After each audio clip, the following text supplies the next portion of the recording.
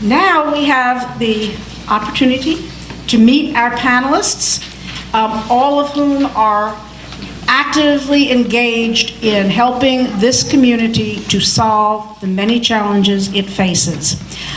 We're going to do the panel. We're going to go down the table going just this way. I'm going to introduce each panelist. I'm known to be feisty. I don't know why, but I will. We're going to have 10 minutes for them to speak. I will start getting noisy. I can pick up the cane if I need to, but they will have 10 minutes. We will go through the whole panel. If we have time at the end, and only if we have time at the end, we will have some questions. But we want to give all our panelists an opportunity to speak. Our first panelist to my left is Delvin Lane. He's been selected by Mayor A.C. Wharton to join in the vital effort to face the violence which has been scarring our city. That's not me. I'm feisty too. I'm going, yeah. I'm sorry. But that is what's wrong with Delvin Lane. No, I am so sorry. This is not Delvin Lane, just as last year Leo Arnold was not me, if some of you know what that means. I am so sorry, I apologize. Anyway, Mr. Lane is a member of the Mayor's Innovation. See, I was scared of him because he's a member of the Mayor's Committee. I thought, he's a member of the Mayor's, in all seriousness, he's a member of the Mayor's Innovative Delivery Team to reduce gun violence among our youth. A former gang member, he wants to work with young people to help others find the self-transformation that he achieved. He's a graduate of Booker T. Washington High School and the University of Memphis. And his wife, I believe, teaches at Booker T. Washington, does she not? So Mr. Lane is going to talk about what he's doing and how we as a community can support that effort. Mr. Lane.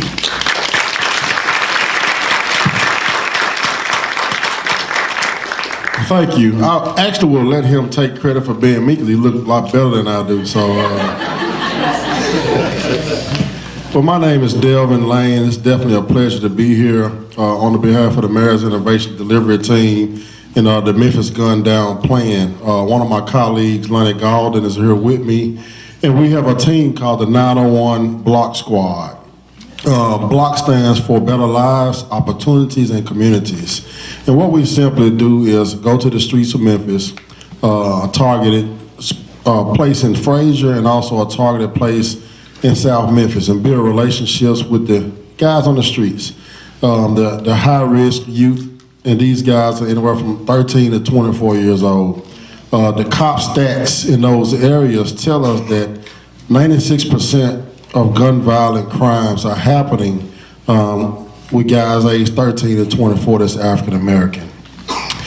It's sad. We definitely have a social problem. And I feel so connected to this because I once was a guy that caused some of these problems. I was recruited as a young kid. I started selling crack when I was 11 years old. Became a gang member, became a gang leader in the Foot and Claver Homes area and caused a lot of problems. Most of our conflicts come just off basic necessities. Our kids don't know how to deal with conflict.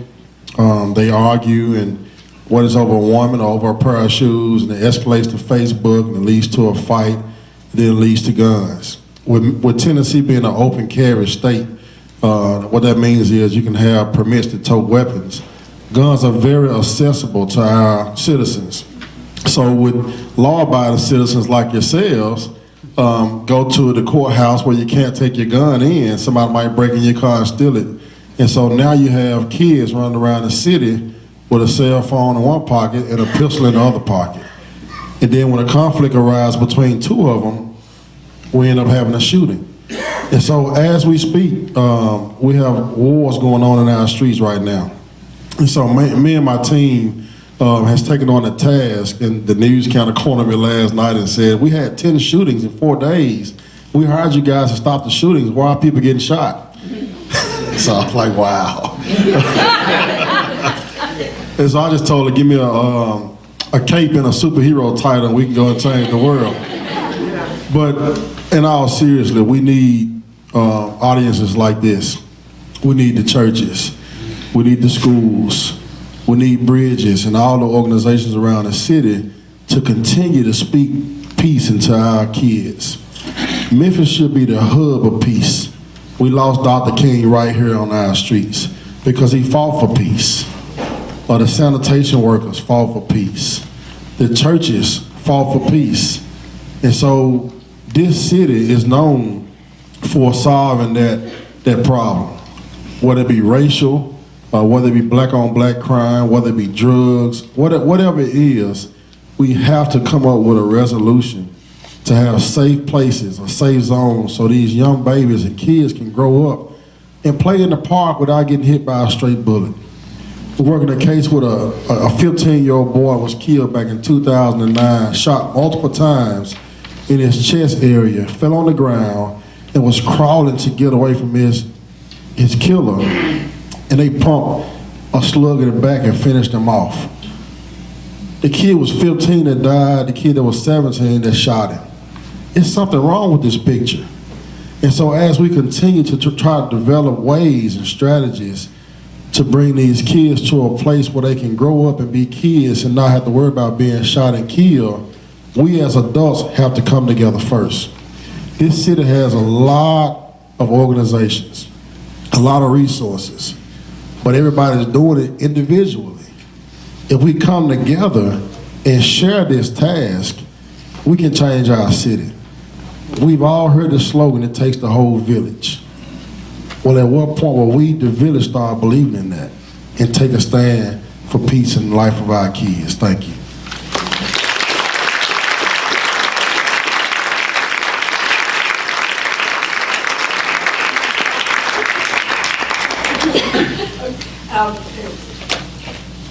I've just had an offer, so I'll move down the table, and we'll come back to Mr. Shaw. We'll let him close out. That'll be his honor.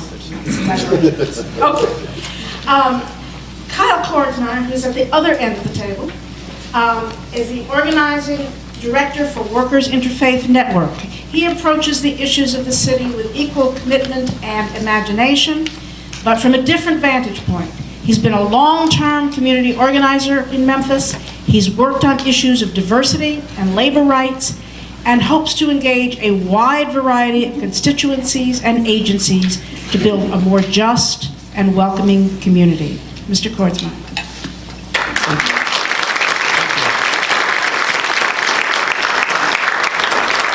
I just want to say it's really great to be back at CBU and see some of my old professors from 7 years ago, and I'm not in jail. And as you can see, I made it. So thank you very much.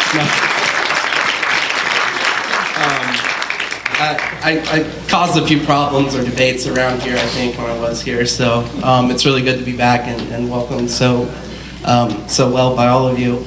I had the honor of knowing Jerry and he always told me to call him Jerry, not Dr. Vanderhaar or anything, but for knowing him for 2 years, and mostly when he was giving me rides because my car kept breaking down. And I remember meeting he and Janice at, I think at the time I referred to it as a hippie peace event, and I didn't really know why I went or why I was there. But eventually Jerry helped me figure out why, I guess. And after talking with him in the car one day, I remember he always had a lesson for me, after we got done talking, and it always, stuck with me. But one time he said, "Wow, you really sound political." And I never really thought of myself as political. And I said, "Yeah, I guess I am." He said, "Just don't lead with that." And so that's a lesson I've always kind of taken to heart, and thought about reaching out to different people I agree with, people I don't agree with, on a lot of different issues, and it's really carried me a lot further than being combative. And he's always been one to teach everyone, I think, that ever spoke with him. And I'm also honored to work at Workers Interfaith Network. When I was here as a student, this Reverend Ginap came into our classroom, and she started talking about workers' rights and labor justice from a Christian perspective. And growing up in Arkansas, this is something I didn't really know much about. I didn't think of it. I didn't think of labor and what we do every day as something that was necessarily a moral issue or a theological issue, or I never really thought, wow, why do we have a 40-hour work week, and why do we have a weekend where we can enjoy our family, and why do people want really good benefits? Why do we want all of these things, and why are they necessary? And since we're in, I guess, 10 years now running at Workers Interfaith Network, we've going on 11. Our Rebecca and the coalition passed the living wage law in 2006 and 2007, which means that all local contracts with the government have to pay a living wage, not just a minimum wage. So it's about $11.62 an hour with benefits, right?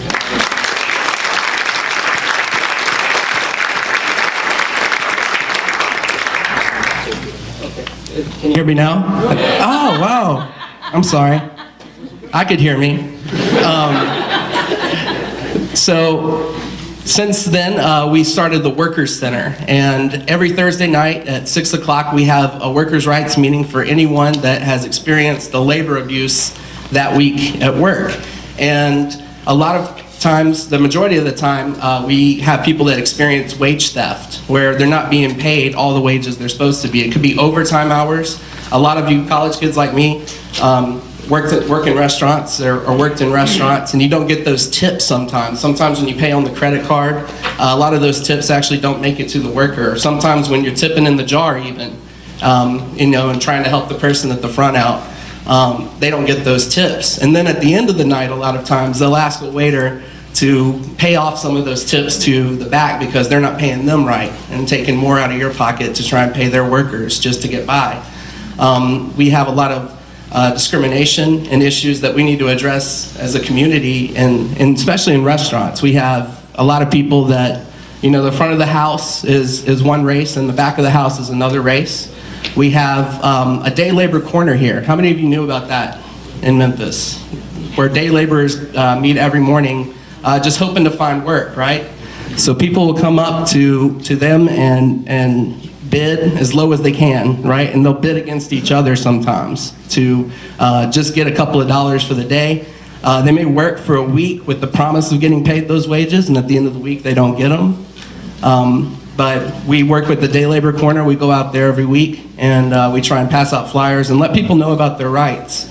And a lot of people, in the labor community say, why do you work with the Latino community? Why are you trying to organize them? And really, we have to look at it holistically and say, if these people don't have rights, if we're not taking care of everyone in our community, how can we expect to have rights? And how can we expect to have justice and dignity?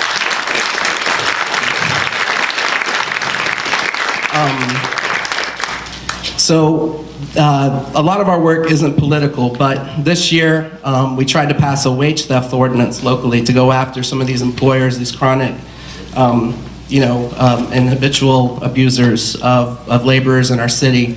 And it's really unfair to those good businesses out there that are paying their people right and are taking care of people in our community, because when people steal wages, they have extra money to go and advertise, they have extra money to expand, they have extra money to offer discounts and coupons, and these other businesses can't compete with that. And we've had one restaurant where every couple of months we get workers in from it. And back when I was in college, there was only one restaurant, and now there's 5 set up around town. So this is an epidemic, unfortunately, that we've tried to slow down. And now with the state legislature, today they passed a bill in the Congress or the House, and it's going to go to the Senate next week, trying to get rid of our local living wage laws and also our anti-wage theft ordinance. So unfortunately, it looks like the work that we've done the last 10 years is going to be set back, but we are hopeful that with people like you, with people in our community, we're going to stand up and fight back for all the individuals that have cases, and we're going to keep pushing forward, and we're going to push for positive solutions. And I just want to say thanks again to the Christian Brothers and to Jerry and Janice for touching me in so many different ways, but really just shaping my worldview and changing my worldview. Thank you.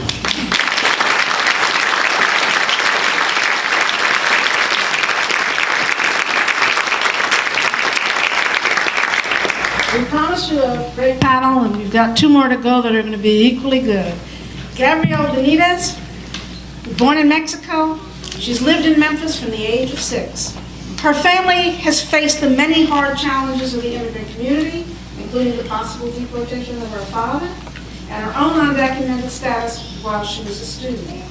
She's a dedicated change agent as the West Tennessee organizer for the Tennessee Immigrant and Refugee Rights Coalition. Gabby?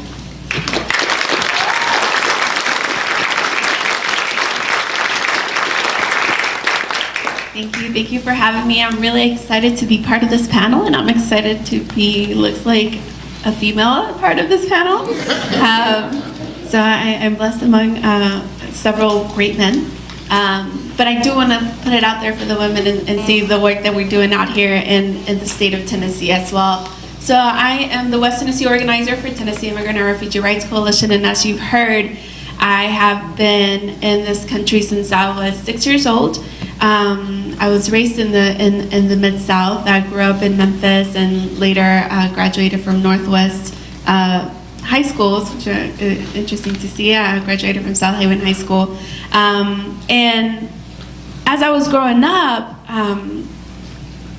so many things happened in my family and in my household, but it wasn't until I was getting to the junior and 12th grade that it really hit me home how important 9 digits in this country are, right?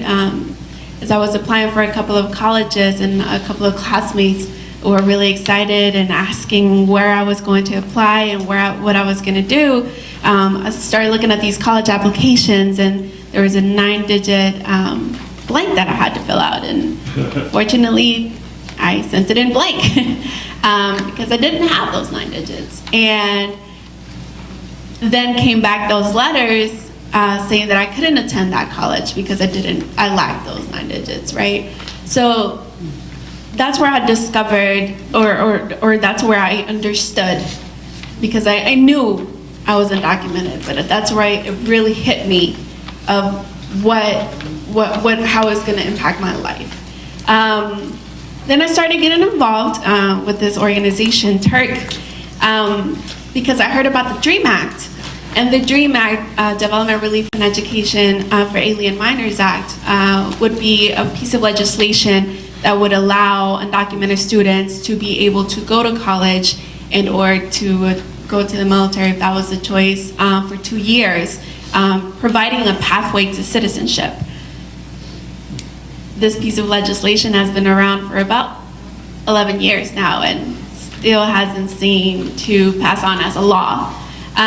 So I heard about the DREAM Act and I said, okay, what can I do? What can I do to get what can I do to get this passed so that I can go to school next year? And I went over to Turk and they told me, they gave me this stack of petitions and they said, get these petitions signed.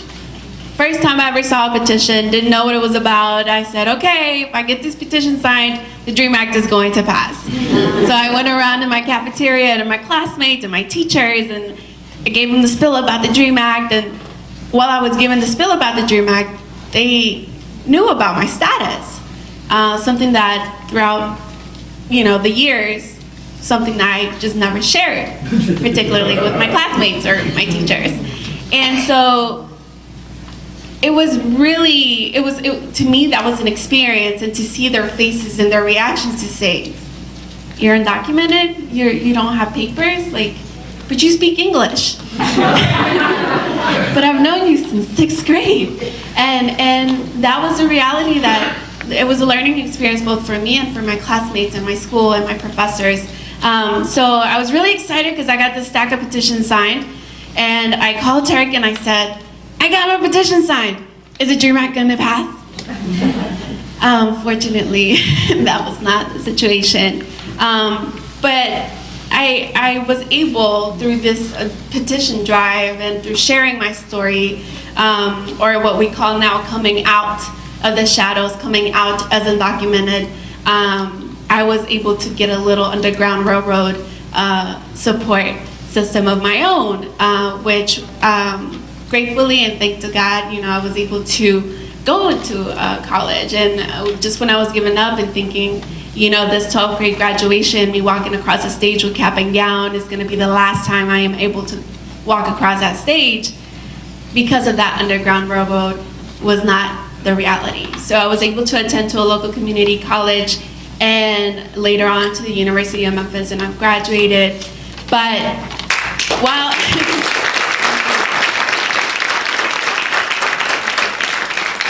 but in that time, I didn't give up with the petitions because I saw how important the movement was growing across the country, and I saw how my classmates were growing up to be leaders and to get involved, in particular with the DREAM Act. However, when I was in transition from community college to the university, when I thought that the problem was just with undocumented youth, I got another kind of flash to reality, and that was when we got a phone call from my father saying that he was detained. And probably you guys that are in this room that hear me talk my story, I always cry, and so I'm trying not to get to that point today. But yeah, so I was able to see, and my family was able to feel what it, you know, knowing that my dad had been detained by a simple traffic stop and what that was going to mean for our family because, again, of the lack of those 9 digits. So my dad was put in the back of a police car, but immediately was transferred to immigration because of his status, him being here for about 10 years, having all citizen children except for myself, and just living a life already here in the country, was going to be sent back. So he was in a detention center for about a month and a half. I'm the oldest and the youngest of my siblings is 8 years old, so he didn't really know what was going on at that time. And that's when I realized it's not just about me, it's not just about my education, it's about families that are living through this every day. And in this country, there are 1,100 families that are being separated on an everyday basis. More than 400,000 families have been separated in 1 year. And through the Obama administration, more than 1 million people have been deported. Record history. This is something that a lot of our people, a lot of our community, a lot of our classmates, a lot of our co-workers, a lot of our bosses don't know about. And that's the reality that we are facing, particularly here in Tennessee as well. This is an area that sees the most immigration rates, along with other southern cities of the United States, than anywhere across the country. And our job here at Tennessee Immigrant and Refugee Rights Coalition is to educate and empower the community for them to stand up and come out. For you to hear that story. For you to see that these people that are being deported and that are being separated are human beings. And because the word illegal is being put out in the media, dehumanizing those individuals, and the passage of these hateful laws is something that we want to stop. So I work in particular with the immigrant community, with the Latino community, but Tennessee Immigrant and Refugee Rights Coalition is a statewide coalition that's also 10 years old. And we work in particular also with the refugee community. And I think that has created a different bond because we're able to see in particular with our Muslim brothers and sisters also the kind of hate that they are facing. And our state legislature, we not only are seeing laws that are taking away living wages, but we're also seeing laws that are separating and deporting families, but we're also seeing laws that are keeping away from religious freedom. And that's something that we're working together on so that we can see together more the similarities in our different communities rather than the differences, so that we can really empower ourselves and stand up for ourselves. So that's a little bit about it.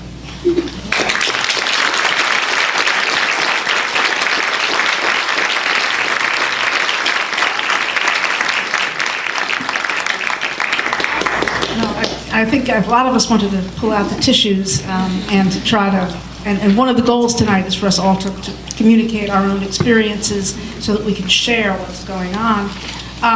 Now, this is really Malik Shaw. And he recently hosted a youth conference entitled Living Life with a Purpose. And he embodies that excellent ideal. As vice principal of the Pleasant View Islamic School, he teaches history and Islamic studies, and he's also executive director of the American Muslim Intercultural Network. He brings a rich background to his educational and community work, having served in Detroit and Phoenix schools, where he developed student service programs. As a project supervisor for the Superior Court of Arizona, he taught parenting and teenage life skills classes. He's an author and a consultant working to develop stronger parental engagement and enhanced educational programs. A leader in his faith community and one who reaches out to all. Mr. Shaw is an American convert to Islam. Mr. Malik Shaw. All right, good evening. Good evening. I don't like using microphones because I have 5 offspring and a young boy who's pretty raucous. So I don't normally like using microphones. I'm going to jump around here, I guess. I'll talk about I don't know what to talk about first. Education is my thing, to be honest with you. I'll give you a little bit about the organization we created. It's called I Mean, and we have 5 goals, but the 2 that are in kind of correlation with what we're talking about tonight is, one is about kind of civic engagement. We have, within our religious tradition, we have this idea that the best of human beings are the ones who serve the children of Adam. That we have a duty to be of service to the people, because we all have this collective brotherhood and sisterhood. I went to Catholic school in Detroit, so this is kind of a coming home moment here, I guess. That we have a collective brotherhood and sisterhood. And that's one of our goals as an organization, is to serve our brothers and sisters in humanity. The second one is for that people of I'm a convert to Islam, and a lot of the other co-founders are converts, and what we wanted to do was kind of help our immigrant brothers and sisters by putting an American face on Islam. Because what's happening with our immigrant brothers here is it's the other kind of treatment, that you're not from here. You got Islam's kind of a foreign thing. While we know Islam's been here essentially before Columbus. So part of our organization is to kind of show the indigenizing Islam in America. And kind of create a healthy, one of the things we want to do is kind of create a healthy culture. Because what we have right now, our culture, as I was listening to Dr. King's speech earlier, and he said we need to rediscover lost values. And we've lost our kind of moral compass here lately, and that's probably what we're going to be talking about, some of these issues, is that we need a kind of a moral revolution. Now, we've kind of become, really consumerized. We've given up some of our humanity, and educationally, I'll switch over to my education hat right now. What I like to do in education is to go back to the Latin term of educare, which means to bring out what's in you. That God put something great inside of you, and our job as a teacher is to bring it out. So it can't just be about academics. It has to be about the formulation of a human being. Because you can have intelligent people without having a moral basis, and they become, corrupt members of society because they use that intellect in the wrong way. So at the school and working with young people, we want to show young people, they're part of the solution, because sometimes you get lost, you don't have a why when you're young, you're kind of young, I can't do anything. We have one term we don't use when we deal with young people is the word teenager. I tell them that's a created word, it didn't exist in the history of human beings. Once you hit 14, you're considered an adult. And I think we have to begin to believe in young people that they do have the potential to do the things. Admiral David Farragut was 12, fighting the Revolution, captured a British ship. We all know the story of Ben Franklin, Jefferson, Washington. These people, young people have the potential to do a great deal of things to benefit the city. if we just mentor them, coach them up, and then let them loose. Just let them go. Because everybody wants to be great. And as Dr. King said, everybody can be great because everybody can serve. So we have to put them in a position to serve, and they start to see themselves as a part of the solution instead of a part of the problem. Because if I asked all of you, when I say teenager, most of you would say something negative. Sleeps late, bad attitude, like something this and that. When in a sense, that's their time, that youth and that vigor and that courage to go out and change the world. When I was young, I thought I could change the world, as we probably all did. We have to capture that and put them in a position to do those things. So I won't talk long. I'm kind of long-winded, so I'll stop there, and we can get to the dialogue part.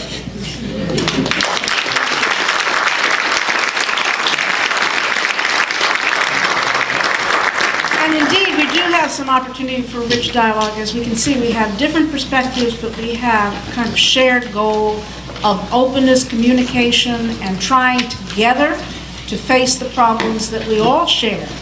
So given that, we have time for dialogue. I'm going to ask that as you identify yourself, we call on you for a question, that you limit it to one question, and that we kind of focus we can address any or all of the panelists, but we do have some good time for dialogue. So who would like to start this period of discussion?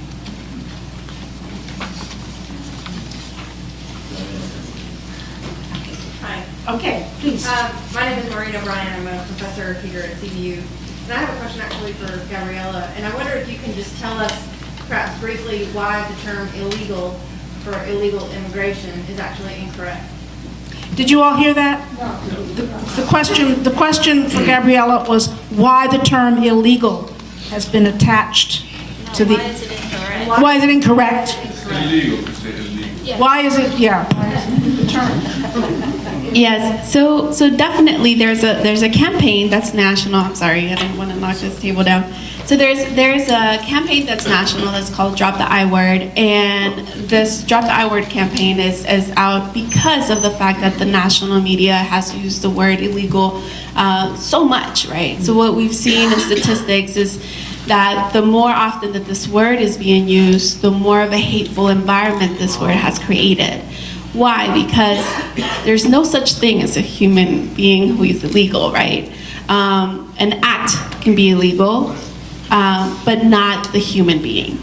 And although we recognize that the immigrant, the person who is here undocumented, committed, crossed without documentation, but that fact doesn't make that person less of a human being. And so that conversation is not addressed this way in the main media. And the more that you hear the term, it just, honestly, like when I hear the term, it makes me irk. I feel like it's very dehumanizing. And the more often that this word is being used, we've seen the statistics, the amount of violence that it has risen, that it has increased. In particular, in 2006, where we saw a lot of, in 2006, 2010, where we started seeing a lot of these hateful anti-immigrant laws come about, we also started seeing a very high increase of violence against immigrants, or those who seem to be foreign. And there's a lot of evidence, in particular, there's one case of an Ecuadorian who is from New York, who was bashed by 3-4 teenagers, or young adults,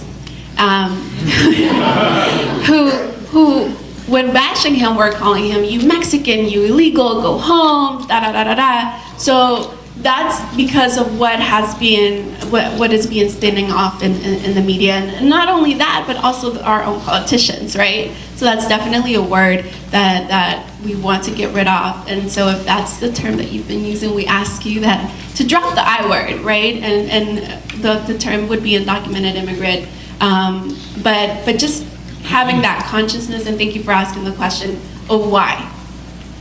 Thank you. Any other questions? There's one to. Hi, I am Jeff Gross. I'm also a professor here at CBU. And I have a comment and a question for Kyle. In talking about wage-stealing businesses and restaurants, and all of us being aware that our state legislature is more likely to take 3 steps backwards before they take 1 forward on these issues, what are some things that we can do as engaged citizens to put pressure on these restaurants? One thing that I was heartened about recently were restaurants like Applebee's, Papa John's, the Darden Enterprises restaurants. Their brand popularity went way down when the left media started talking about them threatening to cut employees' hours and take away health care. So does your organization release restaurant names or other ways we can work together to put pressure on these restaurants? Like, we won't go there unless you stop stealing wages. And what have you done? Thank you for the question. Thank you for the question. I'll just try and be loud if you can all hear me. Thank you for the question. Darden, as you know, owns Olive Garden, right? A lot of these different chain restaurants. And it actually depends on whether or not the restaurant wanted to negotiate with us after we contacted them. This restaurant that I'm speaking of that now has 5, I actually can't legally name it because of a contract I've signed with them with the last workers, right? So until I get another case and they're not willing to negotiate, I can't release that information. But yes, the ones that are not willing to negotiate, we might be in the paper one week, or we might be in front of your restaurant having a picket, or bringing clergy members and community members to say, this isn't right, this isn't fair, you owe this worker. We've had one worker in Mississippi who was owed over 1.5 years worth of wages. He was working for chips and tips, literally. So that was about $30,000 that he was owed in wages. And we actually won in court. And after we won in court, the government says, actually, he owes us first. So, because he owes a lot of back taxes. So he's paying off those taxes first, and the worker still, to this day, hasn't received compensation, right? So what we try and do as an organization is we take in the worker's case, and we let them know that it's their case. It's not something I'm going to just do for them, but after these workers have put in the time of creating their proofs and getting their case together and us helping them with that process, then if it comes down to they don't want to negotiate, and do you want to do a campaign? If the worker agrees that, yeah, I want community support to get what's owed to my family, then yeah, we're going to stand out there and show solidarity with that, and we're going to try and put it in the paper, in the news, whatever we can. We had one worker, and I think a lot of these conflicts in our community actually go back down to poverty. And one of our workers, she came in and she was owed about $450. And a lot of people think that's not a lot of money. To me it is, but some of us in here don't think that. And she wasn't going to go out and wasn't going to protest because her husband just said, no, don't worry about it. We don't want to cause a scene. And she said, okay. And so we said, okay, we won't do a protest. Well, the next day she was in our office and she said, I went home and my 2 daughters, asked what was for dinner, and I looked in our fridge and all we had was bread and pickles. And so that's when I said, you know what, I'm going to go out and I'm going to get my $400. I'm going to stand up for what's mine. And as far as what you can do is get engaged with our network. If you're not on social media, try and get on with Facebook or Twitter, and you can find out real quick about these campaigns. Some of the others we try and publicize more in the newspapers, especially if there's multiple workers where this abuse is going on quite often. But really, it's not just restaurants, it's landscaping, it's hotel workers, it's all kinds of different groups of workers that are constantly being abused and mistreated, and construction workers, and so it's important to make sure if you're contracting with someone on your house that you make sure all that money's going to go to those workers and not just to the person that you're paying to do that work, right? Is it possible for, afterwards I know that you said legally you can't name the people that you're actually kind of under contract with. Can you, let us know through a list the people that we can? That's a good question. Reinforcement, basically? Right. We're working on, actually this year, we're trying to plan ahead, and hopefully by the end of the year, we're going to have our first Just Dining Guide that'll let people know which restaurants to eat at. And also which contractors to use, which ones we know are paying people right. You know, we've got a lot of businesses came out and actually supported the wage theft ordinance because they're tired of competing with these other businesses. You know, a lot of people said, well, this is an anti-business law. Well, not for those other small businesses that want to keep everyone on the even playing field, you know. So we're hopefully going to have that done by December, but I'm running a little behind right now. Hi, I've worked previously as an organizer in faith communities and seen firsthand how challenging it can be sometimes to work with clergy in different faith communities, and I was just curious if you all could share some of your experiences, your successes and failures trying to organize in the faith communities of Memphis around your different issues, and have you collaborated? Have you found the same priest or the same rabbi are coming to each event? So what are the challenges, what are the successes that you've had in the faith community? Who would like to start? Delvin, you want to start? You gonna start. We got the security in the room. All right. Well, I'll start. Give them back. Give them front. We good.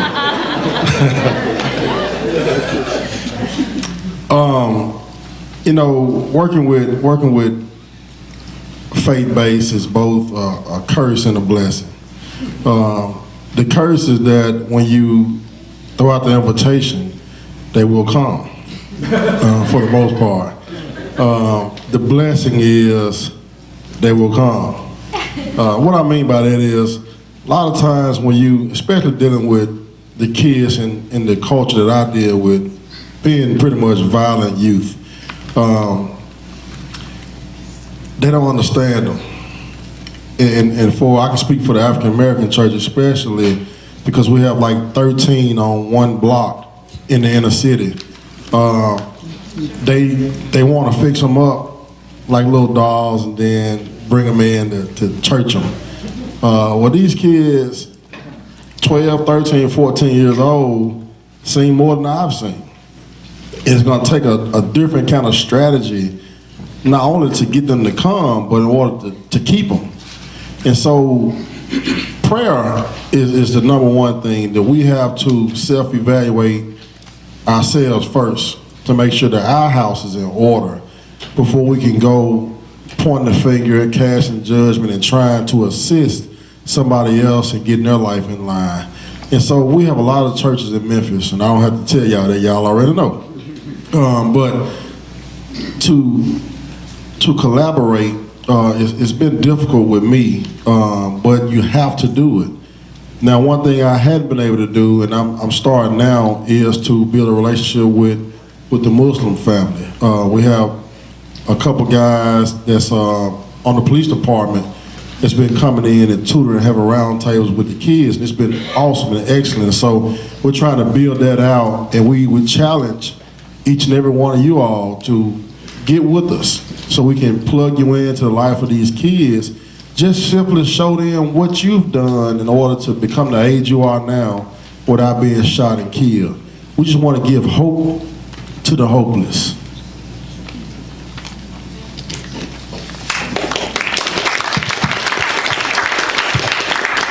So the question is about working with different religious leaders, right?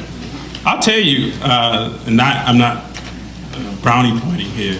The Catholic community, because I think service is such a big part of the tradition, has been really helpful. What I see now within, you got the protection? What I see now within religious communities in America is sometimes I think we've lost that desire to go to the least of these and work with those people, because it is dirty work. And you know, as a friend of mine from one of the Christian communities has said, he said, look, religion and comfort don't mix. And I think right now, a lot of, you know, and myself included, because I think that's the struggle. I mean, I think that's just the struggle of just the human existence. How much do you struggle with trying to make the world a better place while at the same time seeking your own level of comfort? It's kind of this Du Boisian, you know, double consciousness of how much do you give, but in a sense, I think, and just part of a religious community, I feel like we're failing those kids. One, by not being ethical and telling young people and young women, and this is where I do kind of have a bone to pick. I'm from Detroit, so we got 15 churches on every corner. And some of them are called First Tennessee Missionary Baptist. So my parents are from here, so they took the church up there. So I think we have to go back and teach young people ethical values. And, and to be frank, one in particular is the quickest way, when we're talking about wages, the quickest way for a young lady to get into poverty is what? Have a kid out of wedlock. And we're just not being honest about why it's so important to save yourself until you get married. Even if you just look at it sociologically and financially. And we ain't even talking about the soul part of it. We have to be honest with young people that this is a better path for you. And so sometimes in talking to religious leaders, I think that message gets stuck in the four walls. But as a Catholic student, I will say, hats off. Within our own religious community, there's some dialogue as well. I mean, we do have, I know a couple of us on the police force. We all try to do our best. But I think we really have to just dialogue with each other and say, is there more we can do to try, and particularly in the time period we live in. I have 5 kids. I don't want them cursing our generation. Because that's what's going to happen. Either they'll pray for you or they'll curse you. Well, just really quickly, I think that with Turk, we've been able to work with several of the faith institutions. A lot of it has been in particular, obviously, with the Muslim community, we have what we were able to support what is called the Muslim Rapid Response team, and with that came a lot of other great organizations like the American Center for Outreach, and yeah, so we have that relationship statewide. Another group is also the Unitarian Universalists have been very also supportive. Also, obviously, the Catholic Church, particularly because that's where a lot of the Latino immigrant communities are members of.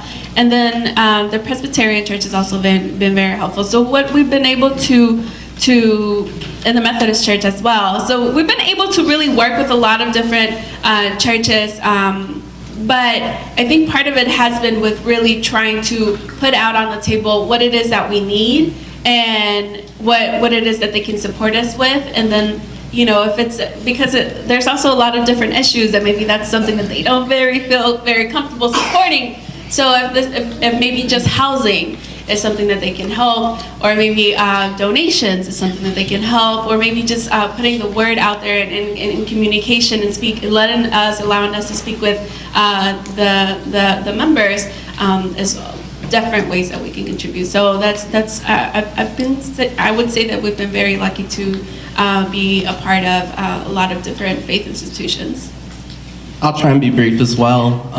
As working for an interfaith organization, we work with all faiths. Rabbi Rubenstein's on our board. Sheikh Nabil has been out at a lot of protests with us, and I think he's been on our board before as well. But I get asked the question all the time, well, I don't have any faith, can I still sign up? I'm like, yeah, you know, we still want you as well. So I think a lot of people are, you know, maybe even turned off when they hear you're a faith-based organization, or that you know, are just one faith, right? And trying to break transcend those bridges, as Jerry taught me to do. on a lot of different issues, because all of our faiths take different stances on different issues, and if we were to ask everyone in here about certain issues, we would all sound a lot different maybe than what we preach we are, depending on the issue, right? So I'll just say it, and you don't have to get my back. We've got a big problem. We had a guy build a church and didn't get paid in rural Mississippi. Wow. We've experienced pastors, quite frankly, just taking advantage of poverty and exploiting poverty. And there's ministries within this city that we need to address the issue. I think back to my uncle, and he doesn't like me anyway, so I'm going to tell him. But when I was a kid, he had day laborers, and he hired a lot of them to work in his fields. But he was having his pool poured in one day by all of his friends, which were his workers. And I remember he was barbecuing, had some beer, and I said, wow, they're working on Sunday, I guess you're gonna have to pay a lot for that. And he said, oh no, they're my friends, they're just pouring it for free, and I'm just cooking out, and got them some beer, and I'm taking care of them. They got a lot more money here than they ever had back home, And I think back to that because a lot of, I think, ministers here are just happy doing that, and just happy with the bare minimum, and happy with just feeding people for a day, and happy with putting people in the slum because it's better than being on the street, and happy with just being mediocre, or not even that, just exploiting people and turning a penny off of it. So I think it's important for all of us to address it wherever we are, and within our own faith, and outside of that. We need to call people out where they're at. And that's the hard thing to do a lot of times. It's not comfortable, it's not fun, it's not pretty. But if we're true believers of faith, then that's what we're called to do, and that's what we have to do.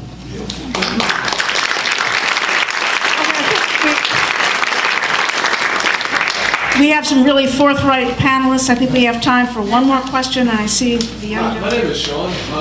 I'm just curious, how is it that a young person like myself can get involved within the community? Because I think the biggest roadblock for a lot of us is trying to figure out where that starting point is. John just asked, how can young people get involved, because the block is how to get started. Is that where I captured your question? I think any of the panelists, why don't we ask each of the panelists to address that? Ladies first. Well, thank you. So I think that I can totally relate to that question, because in my situation, I wouldn't say it was until it hit me. It wasn't until I had a problem, because prior to, I think I grew up with a family that really kind of wanted me to not be the kind of person that's just at home all the time. So I was being taken to different church events or different community events, et cetera, et cetera. So I was able to network being very young. And networking really helped me, in particular, knowing about situations and learning about situations that I didn't know of before, and just kind of really having mentors there to let me know what it was that I could help with. Whether it was just babysitting, because sometimes babysitting is a very important key element to organizing. If I don't have a babysitter at our community meetings could not happen, right? Sometimes it's interpreting, just coloring with children. So I think that I grew up in that environment where I was put in front of a lot of people that could be my mentors, and I was able to see different areas in the community that I could be of help in. So immigration was my passion. But there's a lot of other different things that you could be involved in. And like I said, it could be in very different ways. And now with the technology it is, just by clicking to sign a petition, that's a way that you can be involved, So yeah, just don't stay at home. Just don't stay home. Just go out there and learn, especially in Memphis. We have so many different awesome organizations that are involved. This is the city of nonprofits. And it doesn't have to be a nonprofit, but I would say just really go out there and investigate and see what it is, something that you want to learn, whether it's volunteering at the animal shelter or being part of your church or being part of something else in school. That's what helped me. One thing we're challenging youth to do, because that's one question that comes up a lot. You know, I'm young, what can I do? If it's just simply being a mentor to somebody that's younger than you, affects a life. I see Mr. Sharif in the back, who taught at my high school. He never taught me, but he was always an inspiration to me because he took care of his family. He was always a man of great integrity. His word was his word. And so you never know what effect you can have on a person. And so within our program, we're challenging young men to be mentors to 13, 14-year-old boys, just to show them and teach them the struggles you've been through. You're not that old, but you've got to where you are now without being shot and killed, and teaching them how to fish, and whatever it is, cut grass. You'd be amazed at the number of kids don't know how to work a lawnmower. And so teaching them those small things help them to grow into manhood. Then we also challenging the youth on Twitter and Facebook. We have a Memphis Gun Down page and also a Twitter account where we asking the youth to promote the movement of Memphis Gun Down. Whether you riding through the city and you see something, either positive or negative, just go ahead and hit it on Twitter so you can get the movement going, get people thinking about putting guns down, because what I deal with in this urban social conflict is gun violence. And so we're just trying to push putting the guns down. I want to speak just based on my own mistakes, I guess, because when I was first getting into organizing, I switched from business to philosophy and religion, and paying to go to school here. My parents had a cow. But I tried to get involved with everything, and I think that's good if you have time to do it, but it took away from my college life a lot. So if you can focus on, try and find one thing that really needs help and really needs you, that you can feel like you're really invested in, and that always has a new task for you, something challenging to do, and really just invest in that. I got spread out all over the place, and I remember I worked at an after-school program with mostly Latino kids. Some of them were Sureños, and I remember them telling me, "Man, white boy, you don't know where I'm coming from." And I'd be like, "You're right, I don't, but I'm here. You know, like, you want help with your math or not? You know, because I need help with mine. But let's do this together." So, but I didn't relate to them. They didn't relate to me. But throughout the years and coming back here, I see them now, and I see them grown up. Some of them are still doing that thing, and another one is working with Turk and Gabby, and doing great things with immigration reform, and talking to other, Sureños, and getting them out whenever they want to get out. So, you never know what kind of impact you can have, even if you don't necessarily relate with the person right off the bat. So, give several things a try. Find that one thing that really needs you, and find that one thing that you really want to go to every day, and stick with it.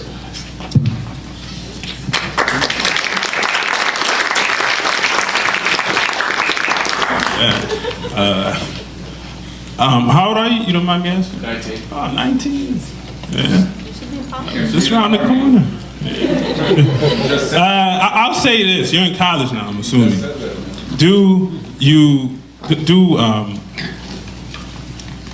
I'll ask the same question I asked. I used to major in engineering. And I left to go to history. So, find what you're passionate about. And that requires you spending a lot of time with yourself. Get everybody else's voice out of your head. Find what you're passionate about. And then develop the courage to be a servant. Because that requires a lot of courage. And you'll find opportunities just throughout your day to be of service to other people. The guy standing on the corner, somebody needing their books picked up. You'll find opportunities to serve. And there's a soup kitchen downtown that services people with HIV and AIDS. Spend some time there. You have to empty yourself. Just empty yourself. In the sense of empty your own desires to want to just take care of yourself, which sounds like you're doing right now. and just have a desire and the courage to be a servant. And you'll find opportunities, and God will bring you the opportunities to be a servant. It doesn't require a whole lot, just a heart that loves people, and the opportunities will come to you.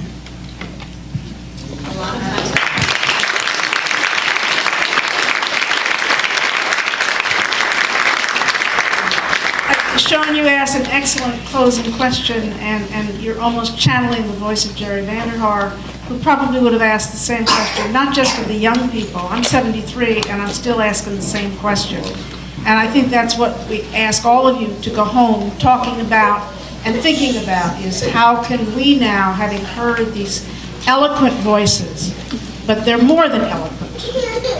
They're clear, they're challenging, and they're precise about what some of the needs are, and asking what we can do with our resources, but even more with ourselves, to support what they do so all of us can have a better community. I want to thank each and every one of the panelists.